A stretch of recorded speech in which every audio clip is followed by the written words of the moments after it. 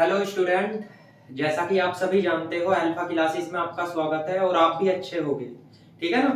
देखो, मैंने 5 सेम की वीडियो स्टार्ट की हुई है। मैंने आपको एक चैप्टर कंप्लीट करा दिया, वेक्टर स्पेस। और वेक्टर स्पेस में मैंने सारे इंपॉर्टेंट क्वेश्चन भी कराए और जो एग्जाम में आने के लायक है उन क्वेश्चनों को भी बता दिया। ठीक है ना। और मैंने टिक भी लगवाए थे। आपको पता हो तो आपने मेरी प्रीवियस वीडियो देखी होगी। आज चैप्टर स्टार्ट करते हैं सेकंड। देखो, वेक्टर स्पेस की बुक में एक सेकंड नंबर का चैप्टर है। ये डिपेंडेंसी भी बोलते हैं, इसे लीनियरली डिपेंडेबल भी बोलते हैं। ठीक, वैसे ये चैप्टर होता है लीनियरली डिपेंडेबल या लीनियरली इंडिपेंडेबल।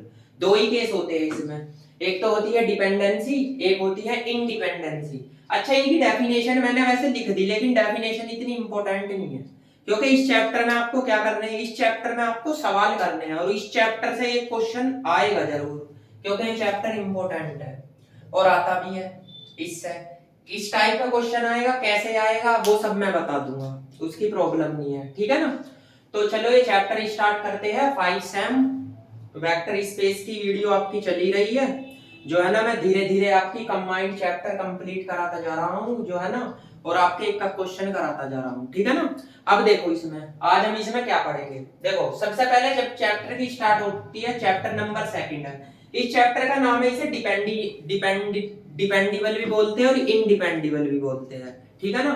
तो इसमें दो ही तरीके के सवाल होते हैं। एक तरीका तो लीनियरली इंडिपेंडेबल के सवाल हो गए, एक इंडिपेंडेबल के। तो पहले तो ये जान लो कि इन दोनों में अंतर क्या है। देखो, आप इस पूरी बुक में दो चीज पढ़ रहे हो, एक तो स्केलर और एक वेक्टर।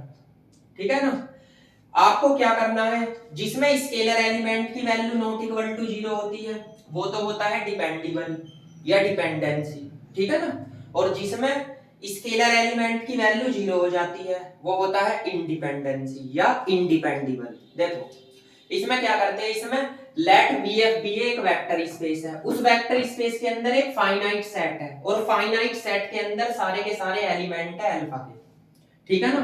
अल्फा मतलब वो वेक्टर, वेक्टर मतलब V।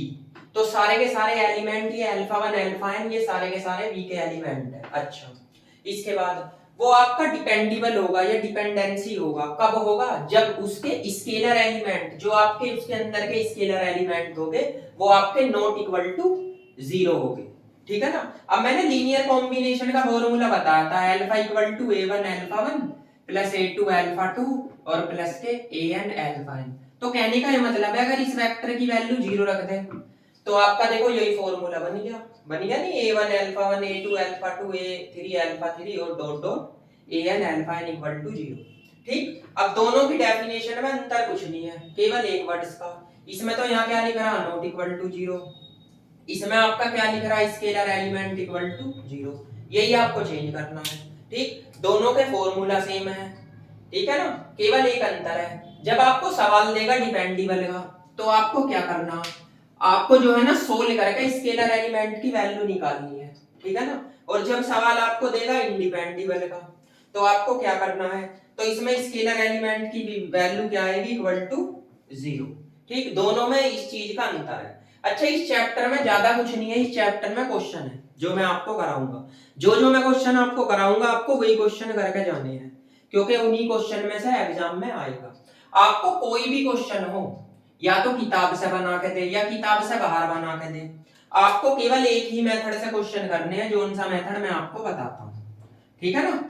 तो आपको दोनों में अंतर पता चल गया होगा। इंडिपेंडेबल का मतलब है, जब आप इंडिपेंडेबल का सवाल सोल्व करोगे तो उसमें स्केलर एलिमेंट की वैल्यू क्या निकालनी है आपको, 0 0 और 0 0 ही आएगी। ठीक, और डिपेंडेबल का मतलब है आपको स्केलर एलिमेंट की वैल्यू क्या होती है, नॉट इक्वल टू 0। तो dependable scalar value not equal to 0 और इंडिपेंडेबल इक्वल टू 0। ठीक, अब देखो, आपको इनकी डेफिनेशन पता चल गई होगी। इसकी डेफिनेशन भी सेम ऐसे ही है, लेट VF भी वेक्टर स्पेस है, एक फाइनाइट सेट है वेक्टर्स का, वो V को बिलोंग करेगा। तो अगर आपका ये लीनियरली इंडिपेंडेबल होगा, इसमें स्केलर एलिमेंट इक्वल टू क्या होगा, 0। दोनों के फॉर्मूले सेम ही है। ठीक है ना। देखो, ये दोनों एक्सरसाइज इतनी इंपॉर्टेंट नहीं है, लेकिन इन दोनों एक्सरसाइज में जो है ना क्वेश्चन आते हैं, मतलब दोनों डेफिनेशन में, सॉरी, ये दोनों डेफिनेशन जो है ना इतनी खास नहीं है, लेकिन आपको इनके फॉर्मूले याद जरूर रखने हैं, इनके फॉर्मूले याद रखने से इनके सवाल हो जाएंगे। तो आप क्या काम करो, आप सबसे पहले तो इसकी डेफिनेशन नोट करो, उसके बाद मैं आपके एग्जाम्पल कराता हूँ, फिर एक्सरसाइज के क्वेश्चन कराता हूँ। आपको पता है बुक कौन सी चल रही है, उसी बुक से करा रहा हूँ मैं जो आपकी सीसीएस यूनिवर्सिटी में लग रही है, ठीक है ना। तो नोट करो इसे। देखो भाई, ये है एग्जाम्पल नंबर फर्स्ट। अब एग्जाम्पल नंबर फर्स्ट से मैं स्टार्ट करता हूँ, ठीक। जैसे मैं हर एक वीडियो में बताता हूँ, ऐसे ही इस वाली वीडियो में भी मैं बता दूं आपको क्वेश्चन कौन कौन से करने हैं। सबसे पहले तो देखिए, आपकी बुक है ये वाली, ठीक है ना, कृष्णा पब्लिकेशन की। सबसे पहले तो आपको एग्जाम्पल नंबर फर्स्ट करना है, एक एग्जाम्पल सेकंड करना है, एक एग्जाम्पल 5 करना है, एक एग्जाम्पल 6 करना है, एक 7 करना है, और जी आ जाइए एग्जाम्पल 8 भी कर लेना, और आपका एग्जाम्पल 9 भी कर लेना, और इसके बाद आ जाइए जी एग्जाम्पल 10 है, और 11 है, और 12 है, ठीक है, और 14 है, और भैया आपका 15 है, ठीक है ना। ये तो आपके एग्जाम्पल करने हैं, ठीक है ना, जो आपके एग्जाम्पल ये आपको करने हैं। अब बात आती है एक्सरसाइज की। एक्सरसाइज में बता दूं मैं, एक्सरसाइज में आपको 1 2 3 4 5 6 7 8 9 10 11, अच्छा 1 से लेकर कितने क्वेश्चन करने हैं जी आपको, 13 तक क्वेश्चन कर लेना, ठीक है ना। 13 करने को तो आप आगे भी कर सकते हो, लेकिन बस यही कर लेना, 1 से लेकर 13 तक एक्सरसाइज में करने हैं। जो आपके एक टाइप के क्वेश्चन होंगे वे मैं छुड़वा दूंगा। जैसे सपोज करो मैंने एक एग्जाम्पल बता दिया, अगर उसके जैसा दूसरा है तो वो मैं छुड़वा दूंगा, वो आप कर लोगे, ठीक। वरना तो सारे के सारे मैं ही बताऊंगा। अब देखो, जैसे कि आप जानते हो एग्जाम्पल नंबर फर्स्ट। अब देखो एग्जाम्पल फर्स्ट में क्या बोल रहा है, एग्जाम्पल फर्स्ट में जी कह रहा है आपको, देखो इसमें कह रहा प्रूफ दैट, सिद्ध करो, इफ दो वेक्टर है और दोनों वेक्टर आर लीनियरली डिपेंडेबल है, डिपेंडेंसी है यानी, ठीक है ना। तो वो क्या कह रहा है, डिपेंडेंसी होगा, आपको सिद्ध करना है दोनों वेक्टर डिपेंडेंसी हो गए या डिपेंडेबल हो गए। कब हो गए, जब one of them is scalar multiply of the other. यानी कहने का मतलब यो है, जब एक वेक्टर स्केलर मल्टीप्लिकेशन होगा दूसरे वेक्टर, ठीक है ना। तो आपको ये दिखाना है, मतलब आपको डिपेंडेबल सिद्ध करना है कि एक वेक्टर मल्टीप्लिकेशन होगा दूसरे वेक्टर का, स्केलर मल्टीप्लिकेशन। तो आप क्या करो, सबसे पहले आप लेट करो, let alpha beta any two vectors of किसके बी के, तो फॉर ऑल अल्फा और बीटा बी को बिलोंग करेंगे, ठीक। इसके से आगे आप ये भी लिख सकते हो, if A B any two elements या स्केलर एलिमेंट्स ऑफ फील्ड, तो for all A B field को बिलोंग करेंगे, ठीक। आपके पास फॉर्मूला था A alpha plus B beta equal to 0 ही तो रखना है, ठीक है ना। अब आप एक बात बताओ, यहां से अगर मैं इसे ऐसे लिख लूं, ए अल्फा बराबर माइनस बी बीटा या अल्फा बराबर माइनस बी अपॉन ए बीटा, ठीक। तो आप एक चीज बोलोगे, अल्फा स्केलर मल्टीप्लिकेशन है या मल्टीप्लाई है ऑफ किसके, बीटा के। देख लो भाई, अल्फा स्केलर मल्टीप्लिकेशन है बीटा के, यो बोल रहा। आपने कहा अल्फा का मान क्यों निकाला, बीटा का, चलो जी अब बीटा का निकाल लो। बीटा का मतलब है आपको A alpha plus B beta equal to 0 या B beta equal to minus A alpha, implies that beta equal to minus A upon B alpha. यहां पे क्या लिखोगे, बीटा स्केलर मल्टीपल है या मल्टीप्लाई है ऑफ अल्फा की। तो आपके दो वेक्टर की ही तो बात कर रहा था, दोनों ही वेक्टर दिखा दिए। क्या दिखा दिए, एक वेक्टर स्केलर मल्टीप्लाई है या मल्टीपल है किसका, अदर वेक्टर का, यही तो बोला है भाई। देखो ये रहा, स्केलर मल्टीप्लिकेशन है अल्फा किसका, बीटा का, ये लिख दिया। और आपका इसमें देखो बीटा स्केलर मल्टीपल है किसका, अल्फा का, ये लिख दिया, ठीक है ना। तो आपकी ये बात सेटिस्फाई होगी, ठीक। अब क्या करोगे, अब यहां से लिखोगे हेंस द टू वेक्टर्स, जैसे इसने बोल रखा आर लीनियरली डिपेंडेबल या डिपेंडेंसी, ठीक है ना, या डिपेंडेंट, ठीक है। आप डिपेंडेबल भी बोल सकते हो, डिपेंडेंसी भी बोलते हो, डिपेंडेबल भी बोल सकते हो, ठीक है ना। तो देखो कितना इजी एग्जाम्पल था, ठीक। कभी कभी एग्जाम में पूछ लेता है, जो छोटे क्वेश्चन आपके आते हैं इसे नोट करो, फिर अगला एग्जाम्पल देखते हैं, ठीक है ना।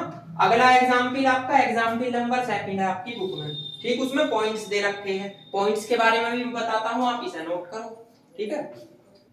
देखो भाई एग्जाम्पल नंबर सेकंड है पॉइंट का। देखो इसमें जो पॉइंट दे रखे हैं आइडेंटिटी दे रखी है। वैसे इनका मेथड मैट्रिक्स से होता है, मैं मैट्रिक्स से ही आपको सवाल बताऊंगा, लेकिन इन सवालों में एक प्रॉब्लम है, कुछ सवाल छोटे दे रखे हैं तो उसमें हमें मैट्रिक्स लगाने की जरूरत नहीं है, जिनका आंसर वैसे ही आ जाएगा। अभी देखो ये सवाल दे रखा है, उसने कहा in the vector space bn का मतलब है n एलिमेंट तक है, देखो n तक है en, यानी इसमें nth एलिमेंट है। उसने कहा the system of n vectors, n ही वेक्टर्स दे रखे हैं। वेक्टर्स दे दिया आपको e1 का मान, e2 का, e3, en, कुछ भी दे सकता है। यहाँ अल्फा 1 अल्फा 2 अल्फा 3 के प्लेस पे आपको e1 e2 e3 en दे दिया, ठीक। क्या बोल रहा, उसने कहा वे लीनियरली इंडिपेंडेबल है या इंडिपेंडेंस है, ठीक है ना, उसने पहले ही क्वेश्चन में बोल दिया। तो इंडिपेंडेबल का मतलब मैंने क्या बताया था आपको, स्केलर एलिमेंट 0, तो आपको स्केलर एलिमेंट 0 दिखाने पड़ेंगे, ठीक। उसने एक बात भी बोली है बोर्ड पे क्वेश्चन में, उसने कहा है ये यूनिटी एलिमेंट है, यानी एक तरीके की आइडेंटिटी है, और जो इनके एलिमेंट है वे फील्ड को बिलोंग करते हैं। देखो 1 है, एलिमेंट किसके अंदर आएंगे, फील्ड के। तो कुछ नहीं दिया उसने, केवल कंफ्यूज किया है। कंफ्यूज ये किया है कि आपको एक से ज्यादा पॉइंट दे दिए, n पॉइंट दे दिए, और आपसे पूछ रहा है कि इंडिपेंडेबल दिखाओ। तो आप क्या करो, सिंपल, आपका एक फॉर्मूला है, आपको ये दे रखा e1 का मान 1 0 0 और 0, e2 का मान 0 1 0 0 और 0, ऐसे ही e3 का मान 0 0 1 0 और 0, और ऐसे ही आपका en का मान आएगा 0 0 और 1, ये आ जाएगा। आप फॉर्मूले में रख दो e1 अल्फा 1 e2 अल्फा 2, नहीं, आप क्या करोगे, अल्फा 1 अल्फा 2 के प्लेस पे ये दे रखे हैं आपको वेक्टर, तो आप क्या करोगे, ऐसा फॉर्मूला बनाओगे a1 e1 a2 e2 a3 e3, और यहाँ पे an en इक्वल टू 0। अगर वो केवल पॉइंट देता e1 e2 ना देता तो आप इसको क्या करते, alpha 1 alpha 2 alpha 3 alpha n मान लेते, रख दो। a1 है, e1 का मान 1 0 0 और 0, a2 है, इसका मान 0 1 0 और 0, a3 इसका मान 0 0 1 और 0, और लास्ट का an है, इसका मान 0 0 0 और 1, इक्वल टू आप यहाँ भी 0 0 0 लिख सकते हो, ठीक है। बस कंपेयर करो, इसमें फर्स्ट एलिमेंट a1 ही है, और तो नहीं कहीं, इसका मान 0, a2 इसका मान भी 0, an इसका मान भी 0, ठीक है ना। देखो फर्स्ट यहाँ है, यहाँ तो 0 है, यहाँ भी 0 है, आगे भी 0 आएगा, ठीक। सेकंड एलिमेंट ये भी आपका 0 है, ये आपका 1 है, ठीक है। तो इसका मान ऑलरेडी पहले से ही 0 आ गया, आपको मैट्रिक्स बनाने की जरूरत ही नहीं है, ठीक। तो आप यहाँ क्या लिख सकते हो, therefore the vector are linearly independence या इंडिपेंडेबल, आप कुछ भी लिख सकते हो, ठीक है। ये आपका क्वेश्चन होगी।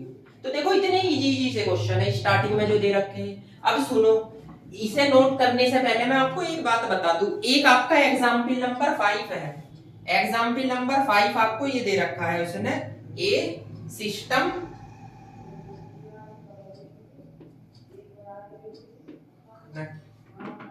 of a single non-zero vector।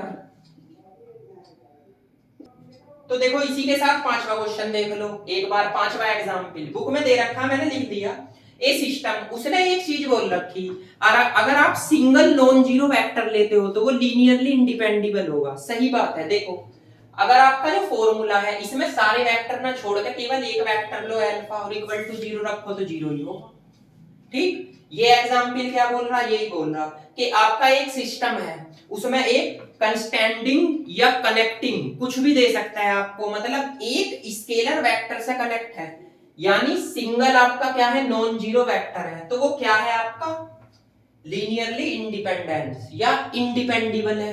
ठीक है ना, तो लीनियरली इंडिपेंडिबल दिखाना। तो आप एक चीज याद रखना, जो सिंगल वेक्टर होता है आपका वो लीनियरली इंडिपेंडिबल ही होता है हमेशा। आप मान के भी दिखा सकते हो, देखो आप क्या लिख सकते हो, late alpha be the vectors of किसका, बी का, तो फॉर ऑल अल्फा बी को बिलोंग करेगा, एंड अगर आप ए लो ये फील्ड को बिलोंग करेगा। आप फॉर्मूला ये तो लगाओगे A alpha equal to 0, implies that इसमें ए का मान तो आ गया क्या, 0। ठीक, तो हो गया। तो आप क्या लिख सकते हो, द नॉन जीरो वेक्टर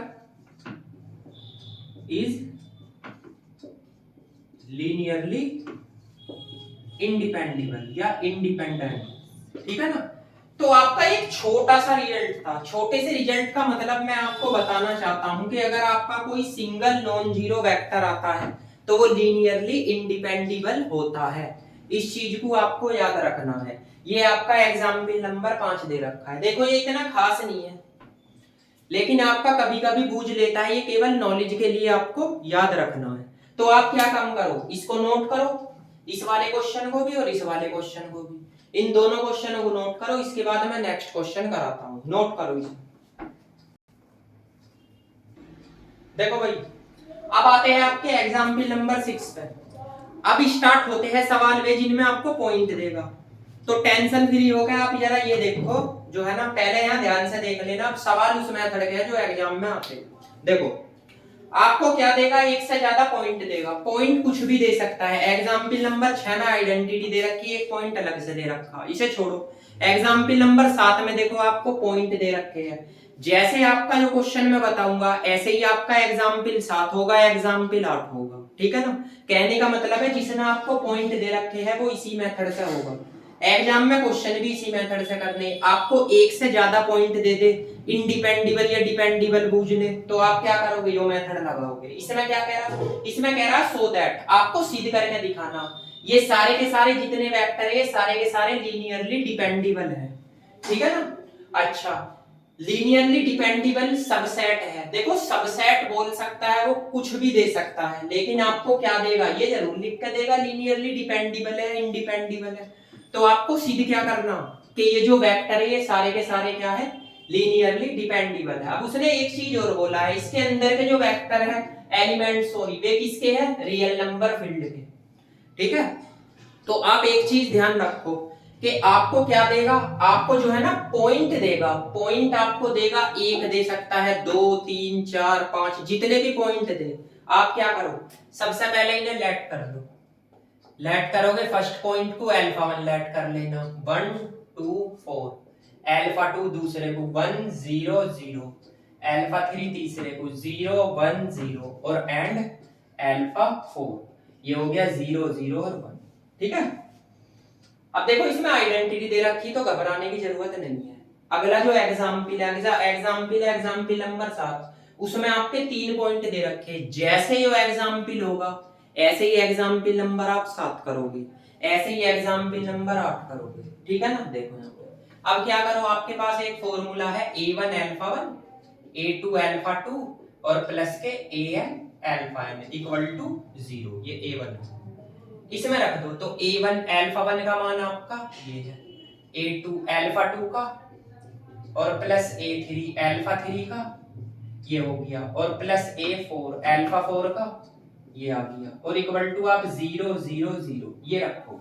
ठीक है ना, अब क्या करो, इक्वेशन बनाओ। इसका फर्स्ट एलिमेंट a1, इसका a2, इसका नहीं है तो 0 a3 लिख लो। इसमें 0 a4 इक्वल टू 0। अब सेकंड एलिमेंट लो, 2a1 प्लस 0a2 और यहाँ पे a3, यहाँ पे क्या आ जाएगा, 0a4 इक्वल टू 0। अब थर्ड लो, 4a1 यहाँ पे 0a2 और यहाँ पे 0a3 और यहाँ से आपका a4 इक्वल टू 0। ठीक है, अब आप क्या करो, इसकी मैट्रिक्स बनाओ। तो ए मैट्रिक्स बनेगी आपकी क्या, 1 2 4, ये बनेगी 1 0 0, ये बनेगी 0 1 0 और 0 0 1। ठीक है ना। अब आपको क्वेश्चन में क्या करना है, क्वेश्चन में आपको इसकी रैंक निकालनी है। ठीक है, रैंक निकालनी है वही एलिमेंट्री मेथड से। तो आप इसकी जब रैंक निकालोगे तो आपको दिख रहा होगा कि इसकी रैंक कितनी है, 3 ही है भाई। इसको आप 0 बना सकते हो तो यहाँ एलिमेंट आ जाएंगे। ठीक है ना। कहने का मतलब है इसकी रैंक आप कैसे भी निकाल लो 3 ही आएगी। तो अब एक चीज ध्यान रखो कि रैंक ऑफ ए किससे छोटी है, n से। n का मतलब है unknown number, a1 a2 a3 a4। अब मेरी बात ध्यान से सुनो, यदि rank of A equal to आती है अननोन नंबर के, तो आपका जो है ना वेक्टर क्या हो गए, लीनियरली इंडिपेंडेबल या इंडिपेंडेंस हो गए। ठीक है ना।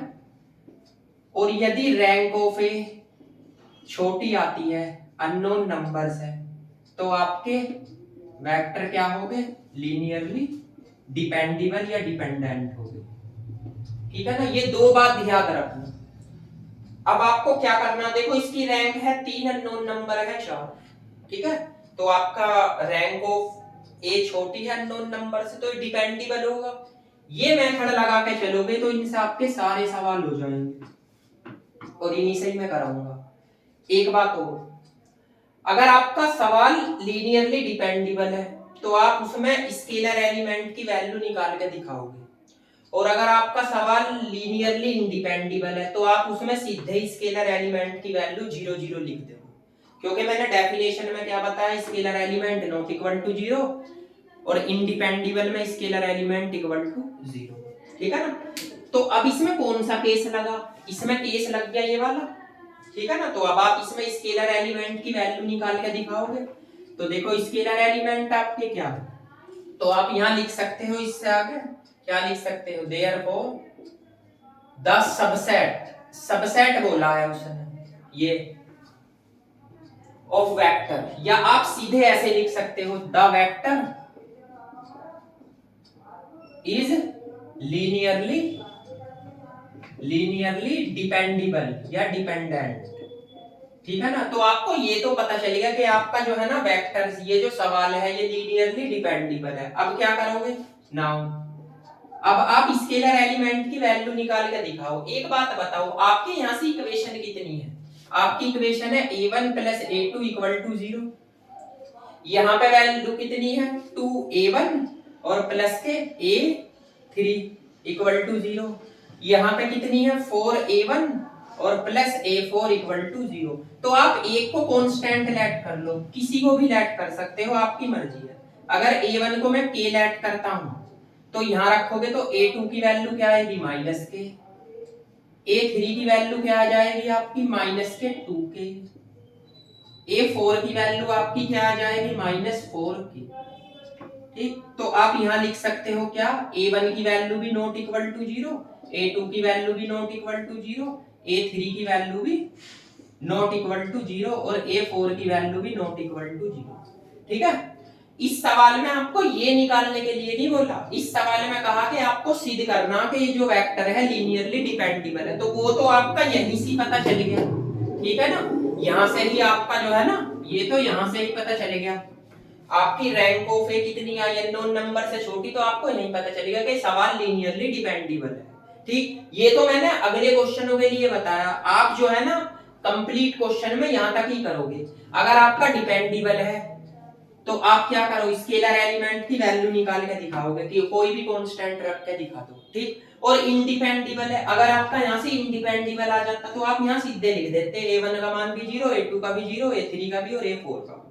ठीक। तो इस टाइप से आपको सवाल करने हैं। एग्जाम्पल नंबर ये 6 है। इसमें आपके एग्जाम्पल 7 दे रखा है एक, तो जो आपको करना है एग्जाम्पल 8। एग्जाम्पल 8 में बहुत सारे क्वेश्चन दे रखे हैं, 5 क्वेश्चन दे रखे हैं, तो पांचों आपको इसी मेथड से करने हैं। बस ये चेक करना है कि रैंक निकाल के देख लो, जो डिपेंडेबल है उसे आगे सोल्व करो और जो इंडिपेंडेबल है उसमें वैसे ही 0 0 लिख दो। ठीक है ना। अब आप इसे नोट करो, मैं आपको जो है ना एक एग्जाम्पल और बताता हूं। एक एग्जाम्पल करने के बाद आपको आइडिया लग जाएगा कि आपको करना कैसे कैसे है। इसे नोट करो अब जल्दी, क्योंकि ये तो डिपेंडेबल का है। एक एग्जाम्पल जो है ना, मैं आपको लीनियरली इंडिपेंडेबल का भी बताता हूँ, उससे आपको पता चलेगा कि लीनियरली इंडिपेंडेबल और डिपेंडेबल कैसे निकलता है। इसको नोट करिए आप, ठीक है ना, करो इसको नोट। देखो अब मैंने एग्जाम्पल नंबर 8 लिया है। एग्जाम्पल नंबर 8 में एक सवाल नहीं है, 5 सवाल है। मैंने जानबूझ के सेकंड सवाल लिया है, इसलिए लिया क्योंकि सेकंड क्वेश्चन लीनियरली इंडिपेंडेबल है।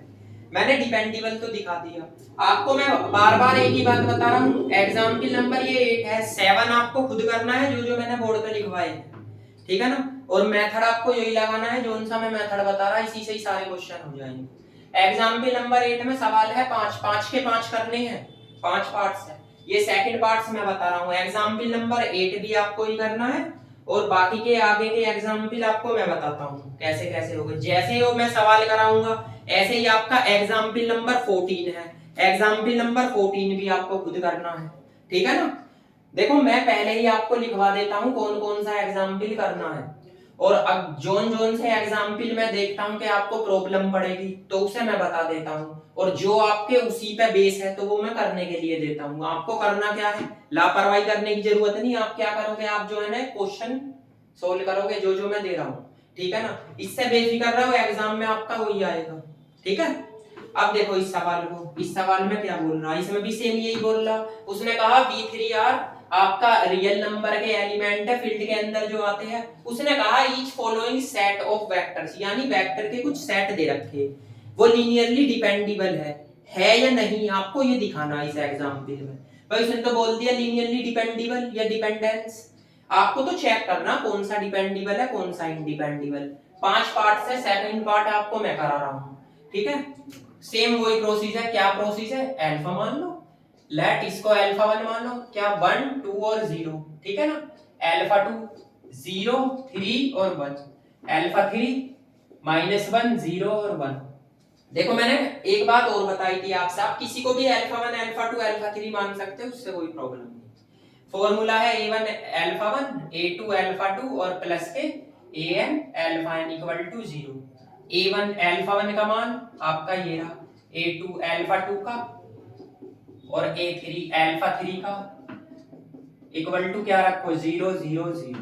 3.3 रख दो, 4.4। अब आपको इक्वेशन बनानी है, तो A1 इसका 0 A2 और इसका A3 इक्वल टू 0।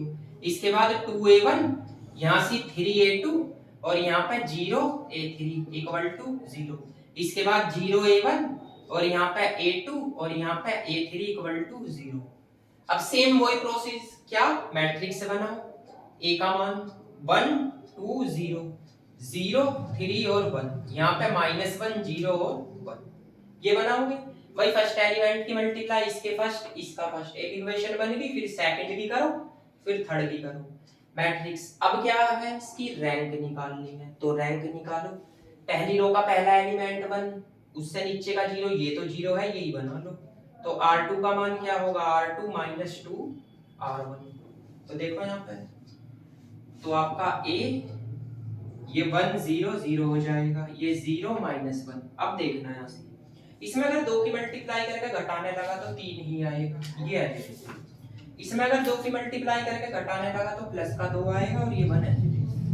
अब सेकंड रो का सेकंड एलिमेंट 1 बना लो, इसको यहाँ लिख दो, इसको तो R2 को चेंज करो किससे, R3 से। तो आपका 1 0 0, ये आपका क्या आएगा 0 -1 1 1 और 3 और, ठीक है। अब इससे नीचे का 0 बना लो, तो आप क्या करोगे, R3 तो R3 -3 R2, 3 की मल्टीप्लाई करके घटा दो। देखो इससे बाद में यहाँ पे लिखो, तो करो, तो आपका क्या आएगा 1 0 -2, ये भी सेम 0 1 1, ये 0 ये भी 0, ये 0 ये भी 0। इसमें 3 की मल्टीप्लाई करके घटाओ -1।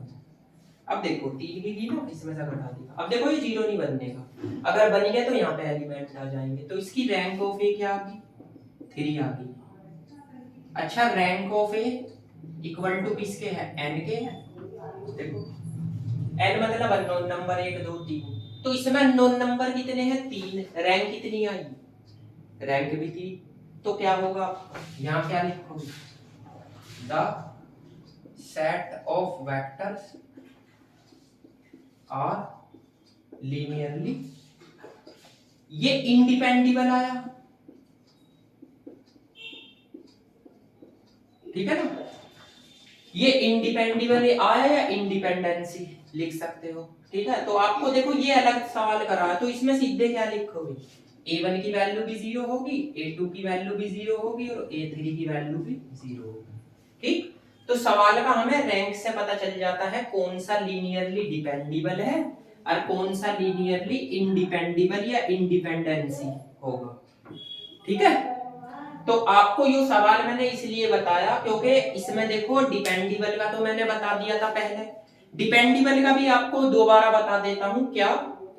अगर रैंक ऑफ ए इसमें आई है 3, आपकी रैंक ऑफ ए छोटी आपकी 2, तो आपका सवाल क्या होता? डिपेंडेबल होता। फिर आपको स्केलर एलिमेंट की वैल्यू निकालनी पड़ती। कहने का मतलब है आप जो है ना देखो इस मैट्रिक्स से भी अलग से निकाल सकते हो इसमें रख के, या यहाँ से आप कांस्टेंट रख के भी निकाल सकते हो, ठीक है ना?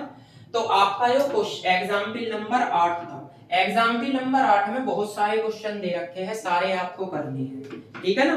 एक एग्जाम्पल नंबर आपको 7 भी खुद ही करना है, 8 भी आपको खुद ही करना है, एग्जाम्पल नंबर 14 आपको खुद ही करना है। अब बात आती है एग्जाम्पल नंबर 9 और 10 की, इसे नोट करो, मैं एग्जाम्पल नंबर 9 और 10 भी बताता हूँ। अब इसे जल्दी से आप नोट करिए। देखो भाई, अब आता है एग्जाम्पल नंबर 9, ये मैं लिख दूंगा आपको, एग्जाम्पल है, एग्जाम्पल नंबर 9 है, ठीक है? Example number 9। इस एग्जाम्पल में क्या है? ये बहुत छोटा सा एग्जाम्पल है। इसमें क्या बोल रहा है? इसमें एक चीज बोल रहा है, if f is a field of complex number, एक फील्ड है उसके अंदर आपके सारे के सारे क्या है? कॉम्प्लेक्स नंबर है।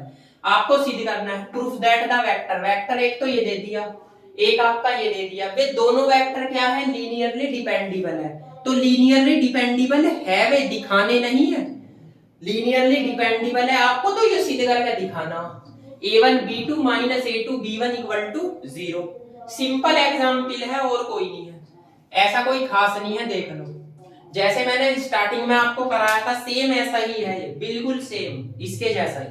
देखो क्या बता रहा है उसमें, दो वेक्टर ही तो दे रखे हुए लीनियरली डिपेंडेबल है, तो इफ ये कंडीशन निकाल के आपको दिखानी है, तो सबसे पहले क्या करते हैं? लेट अल्फा लेट कर लो, किसे? a1 a2 alpha 1 alpha 2 late करोगे b1 b2 को।